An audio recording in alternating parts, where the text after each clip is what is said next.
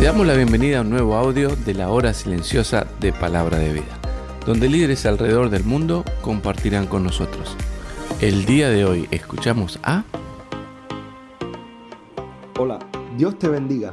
Mi nombre es Eduardo Acosta, soy misionero de Palabra de Vida acá en Cuba, en nuestro país, y también servimos junto a mi familia en nuestra iglesia local en el ministerio juvenil. Para mí es un privilegio enorme poder estar compartiendo en los próximos minutos el estudio de la Palabra de Dios en la hora silenciosa. El pasaje que vamos a estar compartiendo en este día se encuentra en Marcos capítulo 3, versículo del 13 al 21. Y dice así la palabra de Dios. Después subió al monte y llamó así a los que él quiso y vinieron a él. Y estableció a 12 para que estuviesen con él y para enviarlos a predicar. Y que tuviesen autoridad para sanar enfermedades y para echar fuera demonios. A Simón, a quien puso por sobrenombre Pedro, a Jacobo, hijo de Zebedeo, y a Juan, hermano de Jacobo, a quienes apellidó Boanerges, esto es, hijos del trueno, a Andrés, Felipe, Bartolomé, Mateo, Tomás, Jacobo, hijo de Alfeo, Tadeo, Simón el cananista, y Judas Iscariote, el que le entregó.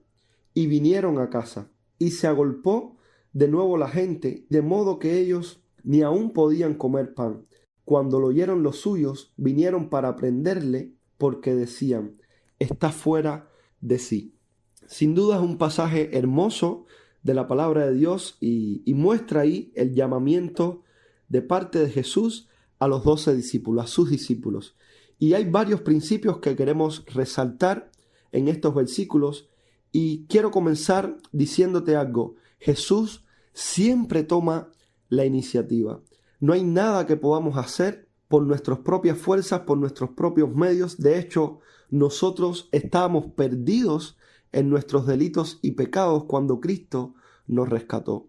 Dice la palabra de Dios, nosotros le amamos a Él porque Él nos amó primero. Y me encanta porque esto me dice que nuestro Dios es un Dios personal que siempre va a tomar la iniciativa. Algo que me llama la atención acá en este pasaje también es el trabajo en equipo.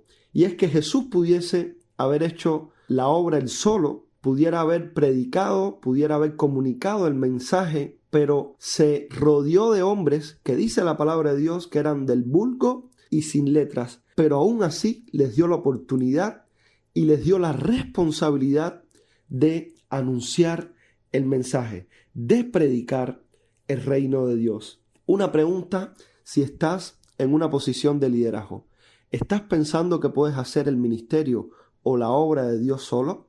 ¿Estás pensando que no puedes contar con personas o que el principio que enseña la palabra de Dios para su iglesia, hablando de la diversidad de dones, la diversidad de ministerio, no puede ser eficaz o no funciona en tu ministerio? Quiero decirte que no es así. Dios estableció su iglesia para que juntos, como un cuerpo, con diferentes dones, con diferentes talentos, con diferentes recursos, con diferentes características, cumplamos la única y principal misión, predicar el evangelio de Jesucristo. Un Dios personal, un Dios que toma la iniciativa, un Dios que nos enseña también el trabajo en equipo, pero un Dios que nos enseña a través de la persona de Jesús que el liderazgo espiritual es servir. ¿Sabes? No importa la posición de liderazgo en la que te encuentres en la iglesia. El liderazgo espiritual está caracterizado por el servicio y Jesús nos dio ejemplo de ello. Algo que podemos resaltar también en este pasaje es el discipulado.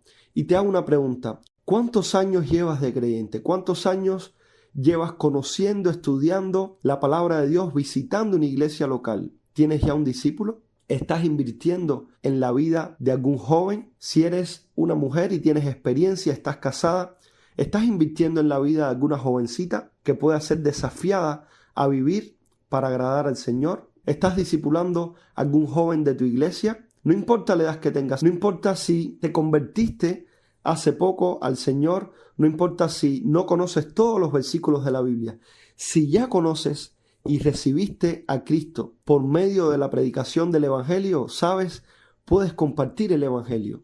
Si haces tu hora silenciosa cada día, puedes sentarte con una persona, con un joven de tu iglesia, y puedes comenzar a compartir lo que Dios te está hablando cada día. El discipulado no es una opción para tener en cuenta en el futuro. Algo a tener en cuenta es que cuando estamos discipulando, no estamos desarrollando discípulos de nosotros, sino que nuestro objetivo, nuestra meta principal debe ser desarrollar o hacer discípulos de Cristo. Jesús dijo: venid a mí y os haré pescadores de hombres.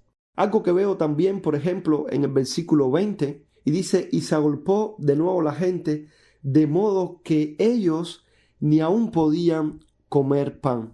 Y esto me habla un poquito del costo del discipulado o las comodidades muchas veces que debemos renunciar o tenemos que renunciar cuando estamos en la obra de Dios. No siempre va a ser fácil, no siempre vamos a tener todas las condiciones, pero creo que la recompensa de ver vidas salvadas, de ver jóvenes, personas siguiendo a Jesucristo, es mucho más gratificante que lo que podamos padecer por la obra de Dios. Y dice también el versículo 21, cuando lo oyeron los suyos vinieron para prenderle porque decían: está fuera de sí. Siempre en la obra de Dios hay oposición y persecución por causa de la palabra. Puedes poner en estos momentos muchos argumentos por los cuales no ir y predicar el Evangelio. Puedes decir: estoy en mis primeros pasos con el Señor, soy inexperto o soy muy joven, no sé muchos versículos de la Biblia, no he pasado un curso de capacitación o no soy líder en mi iglesia. Pero sabes, la obra de Dios la puedes hacer ahora. El Señor dice: y me seréis testigos en Jerusalén, en toda Judea, en Samaria y hasta lo último de la tierra. No hacerlo es pecado. Te animo a que puedas invertir en la vida de una persona hoy, pero también que puedas ir y anunciar el mensaje de salvación. No es algo a considerar en el futuro, es inminente y, como dice el apóstol Pablo: ay de mí si no anunciare el Evangelio. Espero que haya sido de bendición este tiempo y que Dios te bendiga. Gracias por escucharnos. Recuerda que este audio no reemplaza tu tiempo a solas con Dios. Te animamos a que escribas tus aplicaciones personales. Hasta mañana.